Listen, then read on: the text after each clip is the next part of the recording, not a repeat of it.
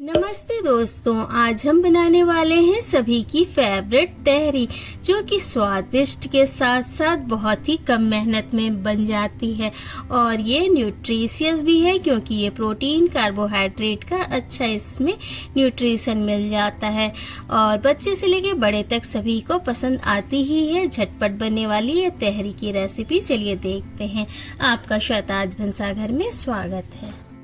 तहरी बनाने के लिए हमें कुछ ड्राई फ्रूट, साबुत गरम मसाले, सब्जियां और अच्छी किस्म का बासमती चावल, इन सारी चीजों की जरूरत पड़ेगी। सबसे पहले हम सब्जियों को अच्छी तरह से छिल के साफ करके काट के तैयार कर लेते हैं। आज मैं आलू, प्याज और प्रोटीन के लिए न्यूट्रेला मिला रही हूँ सब्जी में। आप जितनी सब्जियां पसंद करें डाल सकते हैं और प्रोटीन के लिए पनीर, न्यूट्रेला या फिर काबुली चना आप इसमें मिला सकते हैं। तो सबसे पहले सब्जियों को अच्छी तरह से साफ कर लेते हैं और काट के तैयार कर लेते हैं। तहरी की एक सबसे अच्छी बात यह है कि ये एक वन पॉट मील है, जो कि एक ही कुकर में सारी चीजें बन जाती हैं और स्वादिष्ट भी बनती है। साथ ही में इसमें मेहनत भी बहुत कम लगता है बनाने में। ये एक शॉर्टकट रेसिपी है। जब कभी बहुत ज्यादा मैं थक जाती हूँ या बाजार जाती हूँ, वहां से आने के बाद काम करने का मन नहीं होता है, लेकिन थकान की वजह से भूख बहुत लगी रहती है, तो कुछ स्वादिष्ट तो चाहिए होता है। तो ऐसे समय में मैं तहरी बना लेती हूँ, जो झटपट बन जाती है और एक ही कुकर में बन जाती है। काम भी कम करना पड़ता है। साथ ही में इसमें पसंदीदा सारी सब्जियां डाल देती हूँ, जिससे कि न्यूट्रिशन में कोई कॉम्प्रोमाइज न हो। तो तहरी की ये सारी खासियत है और ये यूपी बिहार की फेमस रेसिपी है। तो सब्जियों को छिल के साफ कर लेने के बाद अब हम चावल को भी धुल के इसका सारा पानी हटा के इसे थोड़ा सा ड्राई होने के लिए छोड़ देते हैं।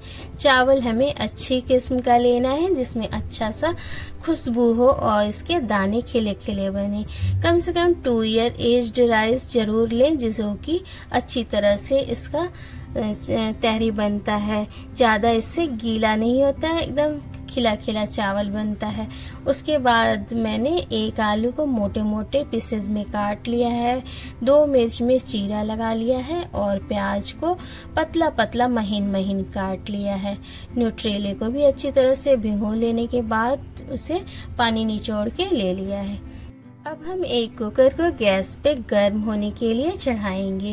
कुकर के गर्म होते ही इसमें हम रिफाइंड ऑयल लेते हैं और उसमें साबुत गर्म मसालों का तड़का लगाते हैं। साबुत गर्म मसालों में है तेज पत्ता, स्टार अनीज, बड़ी छोटी इलायची, लौंग और काली मिर्च के कुछ दाने। फिर हम इसमें कटे हुए आलूओं को डाल देते हैं और 3-4 मिनट तक तेज हीट पे भूनते हैं, जिससे कि आलू में कच्चापन न रह जाए और आलू में हल्का सा गोल्डन कलर आ जाए, जिससे कि आलू खाने में स्वादिष्ट लगे, नहीं तो फीका फीका लगता है। फिर हम इसमें नमक डाल देते हैं, जिससे कि नमक का स्वाद जितनी भी सब्जियां अभी हम भुनेंगे उसमें आता रहे। फिर आलू के 3-4 मिनट भून लेने के बाद हम इसमें प्याज डालते हैं। प्याज महीन महीन काट के डालना है और लंबे लंबे स्लाइसेज होने चाहिए इसके। फिर हम इसको भून लेते हैं, शुरू में तेज फिर मीडियम हीट पे। प्याज को अच्छी तरह से हमें भूनना है, क्योंकि पुलाव हो, तहरी हो या हो बिरयानी, सभी में प्याज से बहुत ही अच्छा स्वाद आता है। चावलों में प्याज जैसे ही भून गया, उसके बाद मैंने जो सोयाबीन के चंक्स हैं उन्हें अच्छी तरह से डाल दिया है भून के। इसे मैंने पहले से दूसरी कढ़ाई में भून लिया था। उसके बाद हम इसमें धुले हुए चावलों को डालते हैं और उसे भी अब हम कुछ देर तक भुनेंगे। आलू, प्याज, न्यूट्रेले को भुनने के बाद चावल अगर अच्छी तरह से भुन जाएगा तो यह खिला खिला बनेगा। अगर चावल को हम सही से नहीं भूनेंगे तो ये गीला गीला सा बनेगा, इसलिए चावलों को हमें कुछ देर तक अच्छे से भूनना है मीडियम हीट पे।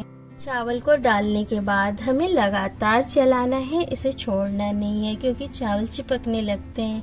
धुले हुए चावल हैं तो ये पेंदी से चिपकना स्टार्ट कर देते हैं, इसलिए हमें चावल को 3-4 मिनट तक अच्छी तरह से भून लेने के बाद इसमें कुछ ड्राई फ्रूट्स, जो कि आप अपने पसंद के हिसाब से ले सकते हैं।